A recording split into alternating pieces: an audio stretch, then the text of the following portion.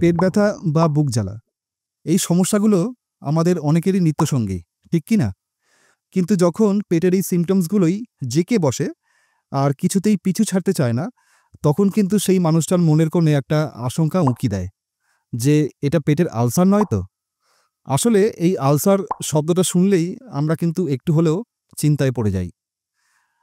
চিন্তা তো হবেই, কিন্তু তার সাথে যদি আমরা জেনে রাখতে পারি যে পেটের আলসার বা গ্যাস্ট্রিক আলসার জিনিসটা আসলে কি, কেন হয়, এটা হলে কি, কি সিম্পটমস দেখা যায়, আর সবচেয়ে জরুরি কিভাবে আমরা এই যন্ত্রণা থেকে মুক্তি পেতে পারবো বা এর চিকিৎসায় কোন, কোন ওষুধ ডক্টরসরা ব্যবহার করে থাকেন বা ওষুধের ডোজ কি, ওষুধগুলোর নাম কি, এই বেসিক জিনিসগুলো জানা থাকলে কিন্তু আমরা নিজেদের বা আপনজনদের ক্ষেত্রে গ্যাস্ট্রিক আলসারের মোকাবিলায় অনেকটাই প্রস্তুত থাকতে পারবো। তো চলুন দেরি না করে মেইন টপিকসে যাওয়া যাক। প্রথমেই আসি পেটের আলসার বা গ্যাস্ট্রিক আলসার কি।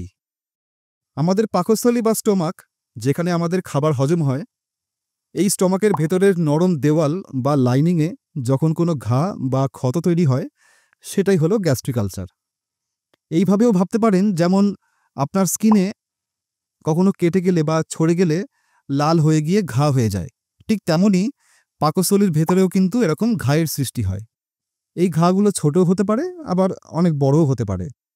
পেটের ভিতরের এই ঘাগুলো কিন্তু খুবই যন্ত্রণাদায়ক হয় এবং চিকিৎসা না হলে এই ঘা থেকে ক্যান্সারের মতন জটিল রোগও দেখা দিতে পারে।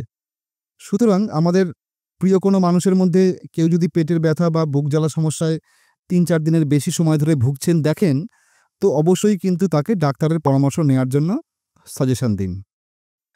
গ্যাস্ট্রিক আলসার কী কারণে হয় বা কী, কী সিমটমস দেখে এটাকে চেনা যায়, সেটা আমরা জানব। তার আগে একটা প্রশ্ন যেটা আমাদের একটু কনফিউজ করে, সেটা হলো গ্যাস্ট্রিক আলসার আর পেপটিক আলসারের মধ্যে পার্থক্যটা কী? দেখুন, আমাদের পেটের পরিপাকতন্ত্রের ভেতরে যে, যে অংশগুলো গ্যাস্ট্রিক অ্যাসিড বা হাইড্রোক্লোরিক অ্যাসিডের সংস্পর্শে আসে, যেমন খাদ্যনালীর নিচের অংশ, পাকস্থলী নিজে এবং ক্ষুদ্রান্ত্রের প্রথম অংশ বা ডুওডেনাম, এই সবকটা জায়গার মধ্যে কোনোটিতে যে কোনো কারণে যদি ঘা বা ক্ষত হয়, তাহলে তাকে সাধারণভাবে পেপটিক আলসার বলা হয়। আর গ্যাস্ট্রিক আলসার হলো যখন আলসারটি শুধুমাত্র পাকস্থলী বা স্টমাকের ভেতরে হয়, তখন তাকে গ্যাস্ট্রিক আলসার বলা হয়। অর্থাৎ গ্যাস্ট্রিক আলসার হলো পেপটিক আলসারেরই একটি প্রকার বা সাবটাইপ। এর মানে দাঁড়ালো যে সমস্ত গ্যাস্ট্রিক আলসারই হলো পেপটিক আলসার, কিন্তু সব পেপটিক আলসার কিন্তু গ্যাস্ট্রিক নয়। তো আশা করি ব্যাপারটা পরিষ্কার হলো। এবার জানি যে এই গ্যাস্ট্রিক আলসার কেন হয়। আমাদের পাকস্থলীতে খাবার হজমের জন্য এক ধরনের অ্যাসিড তৈরি হয়। পাকস্থলীর ভেতরে অর্থাৎ ইনার ওয়ালে বিশেষ এক ধরনের কোষ থাকে, যাদেরকে প্যারাইটাল কোষ বলা হয়। এই কোষগুলোই হাইড্রোক্লোরিক অ্যাসিড তৈরি করে, যা গ্যাস্ট্রিক অ্যাসিডের প্রধান উপাদান। এই অ্যাসিড এতটাই শক্তিশালী যে এটা আমাদের খাবারকে, মাছ মাংসকে গলিয়ে হজম করতে পারে। নর্মাল কন্ডিশনে আমাদের পাকস্থলীর ভেতরের আবরণটি এই অ্যাসিড থেকে নিজেদের রক্ষা করার জন্য একটি বিশেষ মিউকাস লেয়ার তৈরি করে, যা একটা ডিফেন্সিভ লেয়ারের মতো কাজ করে। যখন এই মিউকাস লেয়ারটি কোনো কারণে দুর্বল হয়ে যায় বা ক্ষতিগ্রস্ত হয়, তখন গ্যাস্ট্রিক অ্যাসিড পাকস্থলীর ভেতরের দেওয়ালে সরাসরি সংস্পর্শে আসে এবং সেখানে আলসারের সৃষ্টি হয়। এবার পেটের আলসারের প্রধান কারণগুলো কি কি, সেগুলো একবার জেনে নিই। আলসার হওয়ার পিছনে মূলত দুটো কারণ আছে। প্রথম এবং সবচেয়ে গুরুত্বপূর্ণ কারণ হলো হেলিকোব্যাক্টার পাইলোরি বা সংক্ষেপে এইচ পাইলোরি নামক একটি ব্যাকটেরিয়ার সংক্রমণ।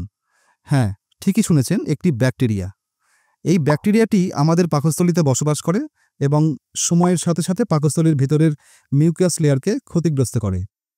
এটি নর্মালি খুব সাধারণ একটা ব্যাকটেরিয়া। এটা অনেক মানুষের পাকস্থলীতেই থাকে, কিন্তু সবার ক্ষেত্রে কিন্তু আলসার সৃষ্টি করে না।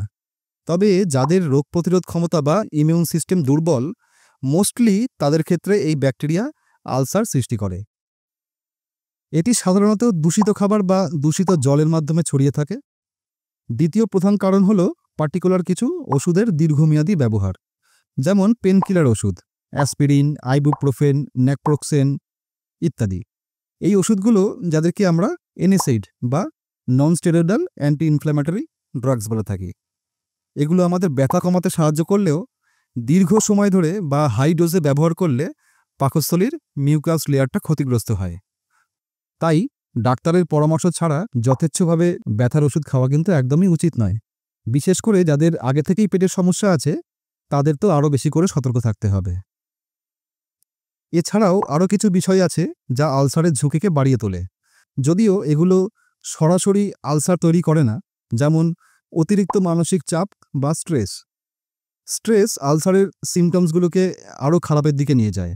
এছাড়া সময় মতো না খাওয়া, খালি পেটে দীর্ঘক্ষণ থাকা, অতিরিক্ত ঝাল মশলাযুক্ত খাবার, ফাস্ট ফুড এগুলো পাকস্থলীর মিউকাস লেয়ারকে ড্যামেজ করে।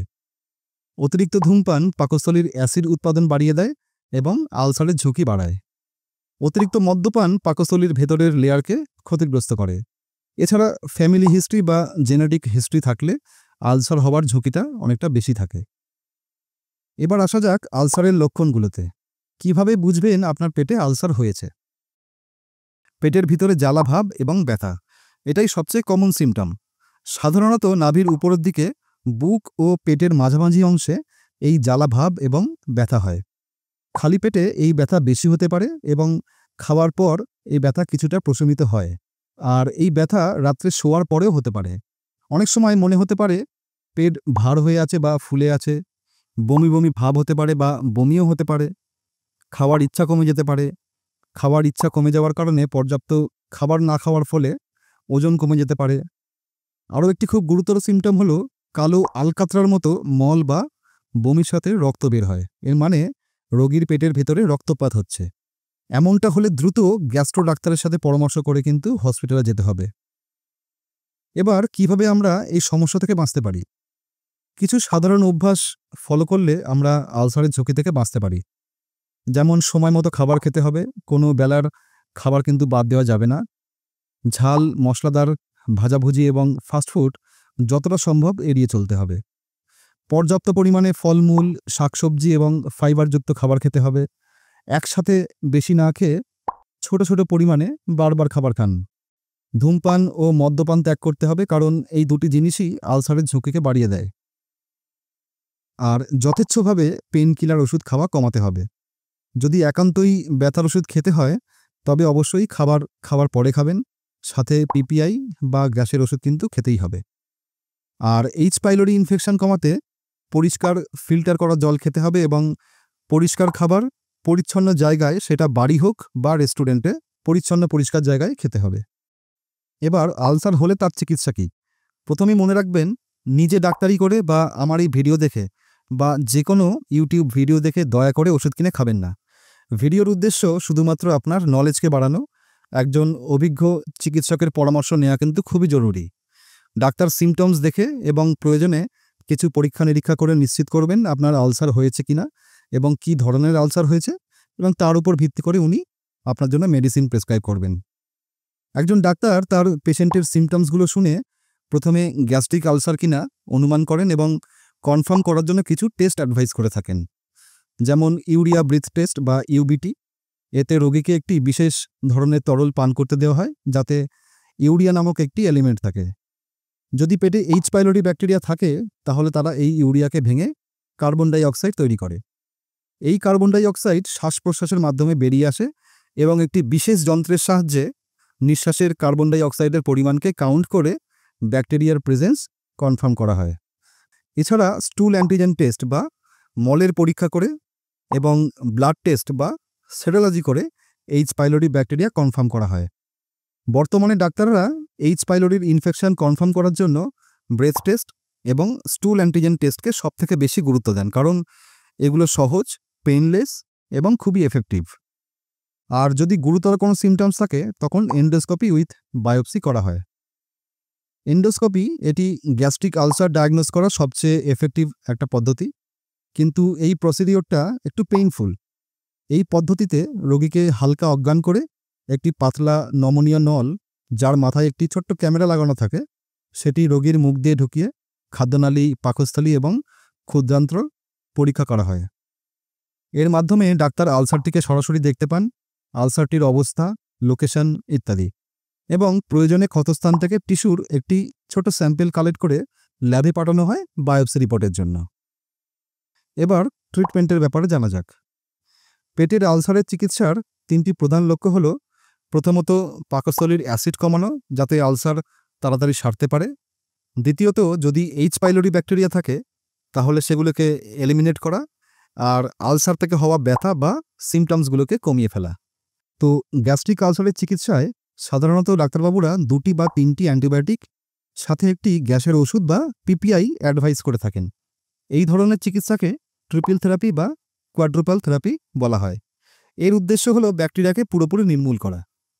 খুব কমনলি যে অ্যান্টিবায়োটিকগুলো ইউজ হয়ে থাকে, যেমন অ্যামক্সিসিলিন 500 মিলিগ্রাম বা 1000 মিলিগ্রাম দিনে 2বার ডোজে দেওয়া হয়ে থাকে। ক্ল্যারিথ্রোমাইসিন এটা 250 এমজি বা 500 এমজি দিনে 2বার খেতে হয়। মেট্রোনিডাজল 400 এমজি বা 500 এমজি দিনে 2বার খেতে হয়। টিনিডাজল এটা 500 এমজি দিনে 2বার করে খাবার নিয়ম। আর বিসমাথ সাবস্যালিসাইলেট এটিও কিছু ক্ষেত্রে অ্যান্টিবায়োটিকের সাথে ব্যবহার করা হয়। অ্যান্টিবায়োটিক সাধারণত খাবারের সাথে বা খাবার পরপর খেতে হয় যাতে পেটের মধ্যে অস্বস্তি কম হয়। এই অ্যান্টিবায়োটিকগুলোর মধ্যে থেকে 2টি বা 3টি ওষুধের কম্বিনেশন সাধারণত 7 থেকে 14 দিনের জন্য খেতে হয় এবং পিপিআই এর সাথে খেতে হয়। আর অ্যাসিড কমানোর জন্য পিপিআই বা প্রোটন পাম্প ইনহিবিটরস, যেগুলোকে আমরা গ্যাসের ওষুধ বলে চিনি, এই ওষুধগুলো পাকস্থলীতে অ্যাসিড তৈরি হওয়া কমিয়ে দেয়, ফলে ঘা বা ক্ষত সারানোর প্রসেসটাকে ইজি করে দেয়। এই ওষুধগুলো আলসারের চিকিৎসায় খুবই এফেক্টিভ, আর এর মধ্যে সবচেয়ে বেশি ব্যবহৃত হয় অমিপ্রাজল। এটার রেকমেন্ডেড ডোজ হলো 20 মিলিগ্রাম থেকে 40 মিলিগ্রাম দিনে 1বার। প্যান্টোপ্রাজল এর রেকমেন্ডেড ডোজ হলো 40 মিলিগ্রাম দিনে 1বার। ল্যান্সোপ্রাজল এটার রেকমেন্ডেড ডোজ 15 মিলিগ্রাম থেকে 30 মিলিগ্রাম দিনে 1বার। এসঅমিপ্রাজল এটার ডোজ হলো 20 মিলিগ্রাম থেকে 40 মিলিগ্রাম দিনে 1বার।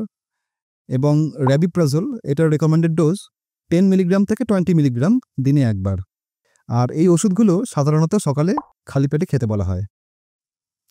পেশেন্টের সুবিধার জন্য এই অ্যান্টিবায়োটিক আর পিপিআই এর একটা কম্বো কিট মার্কেটে পাওয়া যায়, যেটাকে এইচপি কিট বলা হয়।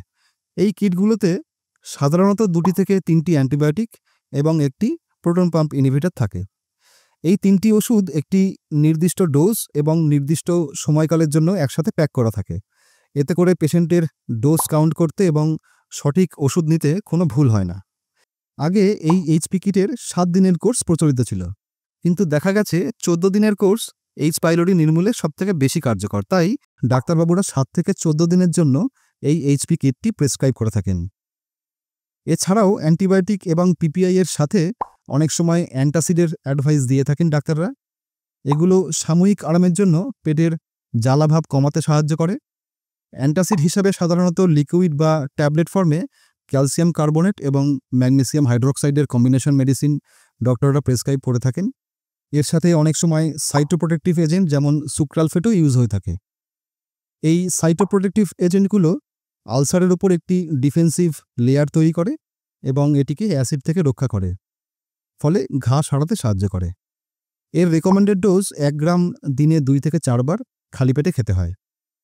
তো এই ছিল গ্যাস্ট্রিক আলসার নিয়ে আমাদের আজকের আলোচনা। আশা করি এই ভিডিওটি আপনাদের অনেক উপকারে আসবে এবং পেটের আলসার নিয়ে আপনাদের মনে যে ভয় বা বিভ্রান্তি ছিল তা কিছুটা হলেও দূর করতে পেরেছি। ভিডিওটি ভালো লাগলে একটি লাইক দেবেন, বন্ধুদের সাথে শেয়ার করবেন এবং আপনার কোনো প্রশ্ন থাকলে কমেন্ট বক্সে জানাতে কিন্তু ভুলবেন না। আমাদের চ্যানেলটিকে সাবস্ক্রাইব করে পাশে থাকুন, কারণ এরকম আরও অনেক স্বাস্থ্য বিষয়ক তথ্য নিয়ে আমরা আপনাদের সামনে আসব। তো সুস্থ থাকুন, ভালো থাকুন। নমস্কার।